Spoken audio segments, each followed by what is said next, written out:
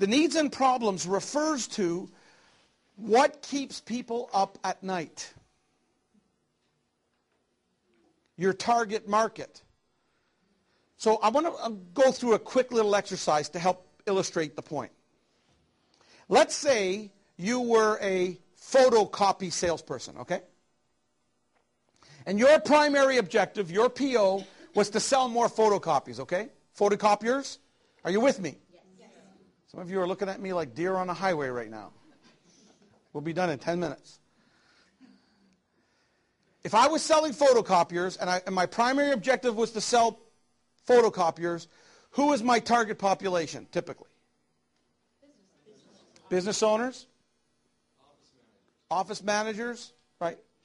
So if you were going to describe an office manager, give me just what you think would be the demographic of that person.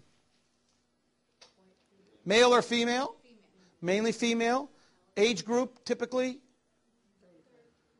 35 to 45, 35 to 50, 40 to 50. So you analyze those things, yeah, okay. So you could picture her in your mind, can't you? Who that target population is. What keeps her up at night? Tell me. So overhead, yeah. Interesting what she just said. She said teenagers. That almost never happens. Typically, what happens in this illustration, here's the response I get. Pages per copy. How often does the machines break? What's the payment terms? How quickly, fumes, all these things. And that's what people typically respond in this illustration, which is exactly the problem. Listen, that lady is not going to bed at night thinking, how many pages per minute is my thing going to get tomorrow? She's worried about her teenager comes home with purple hair with a guy named Chuck. That's what keeps her up. Yeah, I met her. No, so you understand that's what keeps them. So what you really want to think about is sometimes get away from your topic and write a book that's based on the needs and problems of your target market.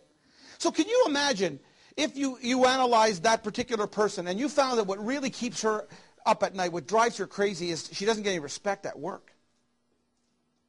She runs that stinking office, but nobody ever respects her. So what if you wrote a book called How to Control Your Boss and Make Him Do Anything You Want Him to Do? Do you see how they would relate to that? Now, does it have anything to do with photocopiers? No. Some of you should not write about what it is you sell. Particularly those of you who are in network marketing. Do not write a book on network marketing.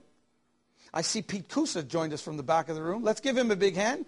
Hi, Pete. Stand up. Hi. Say hi. Good example. And I'll show your cover tomorrow. He's a great friend of ours, a great author, but he's in network marketing. So he wanted to do a book called Health and Wellness in the year 2000. No, I'm just kidding. He's got a great sense of humor.